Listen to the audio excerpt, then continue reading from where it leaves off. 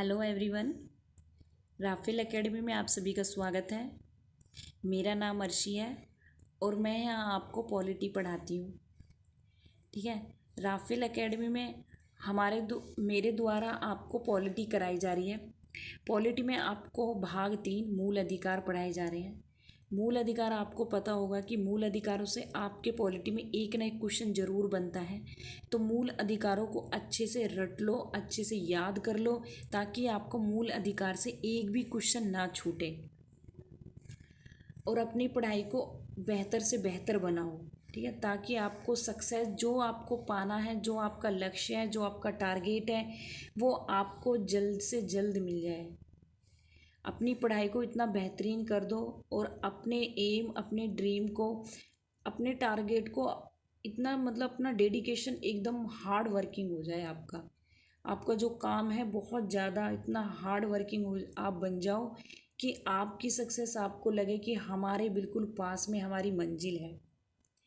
ठीक है, चलिए शुरू करते हैं, स्टार्ट करते हैं। हम अपनी आज की क्लास का आगाज़ करते हैं और हम देखते हैं पहला जो आर्टिकल है, पहला जो अनुच्छेद है, और वो अनुच्छेद 25 है। आपको पता होगा, धर्म की स्वतंत्रता का अधिकार। ठीक है, धर्म की स्वतंत्रता का अधिकार अनुच्छेद 25 से हम देखेंगे। 24 तक मैं आपको पहली क्लास में, जो इससे पहली क्लास है, मैं उसमें करा चुकी हूँ। अनुच्छेद 25 में बोला गया अंतःकरण की और धर्म के आबाद रूप से मानने, आचरण और प्रचार करने की स्वतंत्रता। तो आपको देखना है कि हमें किस तरीके से अपने धर्म को मानने की, आचरण करने की या प्रचार करने की कैसी स्वतंत्रता है। तो उसको आपको ध्यान में रखना है। ध्यान में रखने का मतलब ये है कि आपको ये भी देखना है कि आपकी उससे कोई भी देश की लोक व्यवस्था ना बिगड़े, सदाचार और किसी के हेल्थ, जो स्वास्थ्य है, उस पर भी कोई इफेक्ट ना पड़े। हमें ऐसे अपने अपने धर्म का आचरण और प्रचार करना है आबाद रूप से। हमें पूरी स्वतंत्रता है कि हमें अपना धर्म कैसे मानना है, लेकिन हमें अपने देश के बारे में भी सोचना है, ताकि जिससे हमारे देश का लोक व्यवस्था ना बिगड़े। अब देखते हैं, इसमें हम आपको समझा चुके हैं कि आप अपने धर्म को मानिए, पूरे तरीके से मानिए। ठीक है, धार्मिक जो आपकी संस्थाएं हैं, उनकी स्थापना, उनके पोषण में, अपने धर्म के जो कार्य होते हैं उनके प्रबंध करने में, संगम, ये जो भी आप करते हो। ठीक है, लेकिन क्या है कि लोक व्यवस्था, सदाचार और स्वास्थ्य के अधीन रहते हुए हमें इन चीज़ों का भी ध्यान रखना है।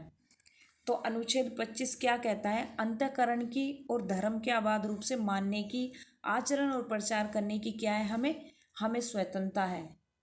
तो अनुच्छेद 25 ये बोलता है। अब देखते हैं अनुच्छेद 26 के बारे में कि अनुच्छेद 26 क्या बोलता है, क्या कहता है अनुच्छेद 26।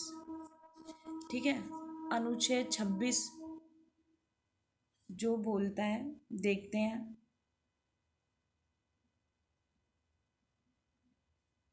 तो ये हमारा भारत का प्यारा सा तिरंगा। अनुच्छेद 26 कहता है कि धार्मिक कार्य के प्रबंध की स्वतंत्रता। जो धार्मिक कार्य हैं उनकी आपको स्वतंत्रता है। वही बात है जो आपको 25 में समझाई गई है कि आप अपने धर्म का पालन तो कर सकते हो, कीजिए अपने धर्म का पालन, लेकिन आपको आपके धर्म के कार्य की प्रबंधन की पूरी स्वतंत्रता है। लेकिन कब? आपको वही बात है कि लोक व्यवस्था, सदाचार, स्वास्थ्य के अधीन रहते हुए इन सब का क्या होगा, ध्यान रखना होगा। आप अपने धर्म के पूरी तरीके से मानिए, धार्मिक कार्यों के अपनी प्रबंधन की स्वतंत्रता है, आपको अधिकार है। तो अनुच्छेद 26 ये बोलता है। अब देखते हैं अनुच्छेद 27 को कि अनुच्छेद 27 में क्या बोला गया है। अनुच्छेद 27 में बोला गया है, आर्टिकल 27 है, इसमें है कि किसी भी विशिष्ट धर्म की अभिवृद्धि के लिए करों के संदाय के बारे में आपको स्वतंत्रता है। जो है क्या है कि फ्रीडम है आपको किसी भी विशिष्ट धर्म की अभिवृद्धि के लिए जो कर होते हैं, उनके करों की क्या है, करों की संधाई के लिए, ठीक है, करों की संधाई के लिए, संधाई के बारे में आपको स्वतंत्रता है। किसी भी क्या है, किसी भी व्यक्ति जो कि ऐसे करों का संधाय करने के लिए बाध्य नहीं किया जाएगा, कि कोई भी व्यक्ति, आप किसी भी व्यक्ति को ये नहीं बोल सकते हो कि आपको मतलब ये संस्था है, ये संस्था है और आप में इसे मतलब कर देना है या जो भी है संधाय करने के बाध्य नहीं किया जाएगा। जिनका किसी विशिष्ट धर्म या धार्मिक संप्रदाय की क्या होगा, जो अभिवृद्धि या पोषण में व्यय करने के लिए वो खुद ही विनियोजित किए जाएं, ठीक है, उन्हें वो क्या करें, वो खुद ही अपना, अगर वो खुद ही देना चाहते हैं तो आप ये सब विनियोजित किए कर सकते हो, लेकिन आप किसी को संधाय के लिए, करों के संधाय के लिए बाध्य नहीं कर सकते हो। तो ये बोला गया है 27 में। अब देखते हैं हम 28 के बारे में। कुछ क्या है, कुछ शिक्षा संस्थानों में क्या है कि धार्मिक शिक्षा या धार्मिक उपासना में उपस्थित होने के बारे में स्वतंत्रता। जो कुछ शिक्षा संस्थानों में क्या है, धार्मिक शिक्षा या धार्मिक उपासना होती है, उनमें उपस्थित होने की आपकी स्वतंत्रता के बारे में बोला गया है कि आप क्या है, इसमें बोला गया है कि इसमें बताया गया है ये बात आपको कि कोई संस्था है, ठीक है, कोई संस्था है, देखिए कोई संस्था है लेकिन उसे पोषित कौन करता है, उसे पोषित करता है राज्य सरकार, उसे पोषित कर रहा है राज्य सरकार। तो उसमें आप धार्मिक शिक्षा नहीं दे सकते हो, ये बात याद रखना। आप उसमें कोई भी धार्मिक शिक्षा नहीं दे सकते, अपने धर्म से रिलेटेड आप उसमें कोई धार्मिक शिक्षा नहीं दे सकते हो, क्योंकि उसे राज्य पोषित कर रहा है। अब आपकी वो प्राइवेट नहीं है, वो राज्य पोषित कर रहा है, तो राज्य ही, तो उसमें क्या होगा, कोई धार्मिक शिक्षा नहीं दी जाएगी, ठीक है, समझे। ऐसी कहीं भी शिक्षा संस्थाओं में ये बात लागू नहीं होगी, ठीक है। तो कुछ शिक्षा संस्थानों में धार्मिक शिक्षा, धार्मिक उपासना में उपस्थित होने के बारे में क्या है, स्वतंत्रता है। अब देखते हैं हम संस्कृति और शिक्षा संबंधी अधिकार, अनुच्छेद 29। अनुच्छेद 29 क्या बोलता है कि अल्पसंख्यक वर्गों के हितों का संरक्षण। अनुच्छेद 29, अल्पसंख्यक वर्ग जो कि जिनकी संख्या कम है, ठीक है, तो वो अल्पसंख्यक वर्ग में आते हैं। अल्पसंख्यक आयोग भी बनाया गया है उनके अधिकारों को लेकर, ताकि अल्पसंख्यक जो वर्ग है उनके अधिकारों का कोई हनन ना हो सके, इसलिए अल्पसंख्यक आयोग बनाया गया है। कब बनाया गया था, आप इसे कमेंट में करके बताओगे। अल्पसंख्यक वर्गों की बात करें तो ऐसे अल्पसंख्यक वर्ग जिनकी भाषा, ठीक है,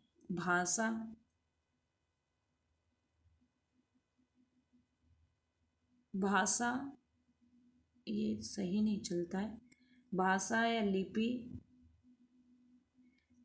लिपि या संस्कृति उसे बनाए रखने का उन्हें क्या होगा, अधिकार होगा। जिसकी उनकी अपनी विशेष कोई भाषा होगी, अल्पसंख्यक वर्गों की क्या होगा, अल्पसंख्यक वर्गों अपने हितों का, वर्गों का संरक्षण कर सकते हैं। जैसे उनकी अपनी कोई भाषा है, अपनी कोई संस्कृति है, अपनी कोई लिपि है, तो उनकी वो संरक्षण कर सकते हैं। तो अनुच्छेद 29 ये बात बोलता है। अब देखते हैं अनुच्छेद 30 के बारे में। अनुच्छेद 30 क्या बोलता है, शिक्षा संस्थानों में स्थापना और प्रशासन करने का अल्पसंख्यकों के वर्गों का अधिकार होगा। इसमें ये जो बात बोली गई है, जो शिक्षा संस्थानों में स्थापना और प्रशासन करने का अल्पसंख्यक वर्गों का अधिकार होगा। अगर कोई अल्पसंख्यक वर्ग है, वो क्या चाहता है, वो चाहता है कि मेरी शिक्षा संस्थानों में मैं स्थापना करूं, तो क्या होगा कि उसे अपने वर्गों की, अपनी रुचि की शिक्षा संस्थानों में स्थापना करना और प्रशासन करने का उसे क्या होगा, अधिकार होगा। अपने भाषा के अकॉर्डिंग, अपने जो भी उसकी अपनी खुद की भाषा है, शिक्षा है, ठीक है, उसके अकॉर्डिंग वो क्या होगा, संस्थानों की स्थापना कर सकता है और उनका प्रशासन करने का भी अधिकार होगा। अनुच्छेद 30 ये बात बोलता है। अनुच्छेद 30। अब आते हैं संवैधानिक उपचारों की तरफ। आर्टिकल 32। आर्टिकल 31 जो था हमारा 31, संपत्ति का अधिकार, अब उसे मूल अधिकारों से हटा दिया गया है। कितना, 44वें संविधान संशोधन 1900 संविधान 44वें संविधान संशोधन के द्वारा 1978 में, ठीक है, मूल अधिकार से संपत्ति के अधिकार को हटा दिया गया है। कहाँ है, कहाँ पहुँच गया है, आप कमेंट में बताओगे ये बात, ठीक है। किस आर्टिकल के तहत अब संपत्ति के अधिकार को, संपत्ति का अधिकार है और उसे 44वें संविधान संशोधन संपत्ति के अधिकार को हटा दिया गया था मूल अधिकारों से। अब देखते हैं संवैधानिक उपचार। संवैधानिक उपचारों में हम देखते हैं 32 अनुच्छेद, इस भाग द्वारा प्रदत्त अधिकारों को परिवर्तित करने के लिए उपचार। कितना सुप्रीम कोर्ट मौलिक अधिकारों को अनुच्छेद 32 के तहत क्या होगा, हमने आपको जैसे बताया था कि कहाँ पे, कि शिक्षा संस्थानों में स्थापना और प्रशासन करने का अल्पसंख्यक वर्गों का अधिकार होगा, ठीक है। अनुच्छेद 30 और 31 को कहा गया है। 31 संपत्ति का अधिकार, संपत्ति का अधिकार क्या है, 44वें संविधान संशोधन के द्वारा 1978 में उसे हटा दिया गया है। अब कहाँ पहुँच गया है, ये आप कमेंट में करके बताओ कि संपत्ति का अधिकार किस अनुच्छेद के तहत आता है, लेकिन 44वें संविधान संशोधन से मूल अधिकार से उसे हटा दिया गया था। अब बात करते हैं अनुच्छेद 32 में। अनुच्छेद 32 क्या कहता है, इस भाग द्वारा प्रदत्त अधिकारों में परिवर्तित कराने के लिए उपचार, संवैधानिक उपचार। सुप्रीम कोर्ट क्या होगा कि मौलिक अधिकारों का अगर उल्लंघन होता है तो अपनी कितनी 5 रिट जारी कर सकता है, कितने 5 रिट जारी कर सकता है मौलिक अधिकारों के उल्लंघन पर, केवल अपनी 5 रिट जारी कर सकता है। कौन कौन सी हैं 5 रिट, आप बताओगे, 1 मिनट मैं आपको बताऊंगी, समझाऊंगी अभी। अनुच्छेद 32 के तहत तो सुप्रीम कोर्ट से कर सकता है, अगर बात करें उच्च न्यायालय की, ठीक है। हाई कोर्ट कब कर सकता है, हाई कोर्ट किस किस किस अनुच्छेद के द्वारा कर सकता है, तो अनुच्छेद 226, राज्य 226 के तहत हाई कोर्ट, ठीक है, उच्च न्यायालय और सुप्रीम कोर्ट अनुच्छेद 32 के तहत अधिकारों के उल्लंघन की बात, ठीक है। 5 रिट जारी करता है। कौन कौन सी है 5 रिट की बात करें तो, 5 रिट की बात करें तो एक है बंदी प्रत्यक्षीकरण, ठीक है,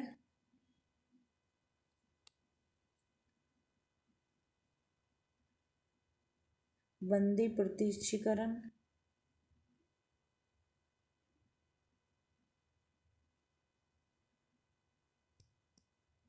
बंदी प्रत्यक्षीकरण, ठीक है। एक तो बंदी प्रत्यक्षीकरण है, दूसरी है परमादेश है। ये मैं डिटेलिंग में आपको जब सुप्रीम कोर्ट पढ़ाऊंगी ना, तो ये रीट आपको जब डिटेलिंग में कराऊंगी। अभी मैं आपके इनको सिर्फ नाम करा देती हूँ। परमादेश हो गया है, फिर एक है प्रतिषेध, प्रतिषेध है। चौथी कौन सी है, उत्प्रेषण है, ठीक है। चौथी कौन सी है, उत्प्रेषण है।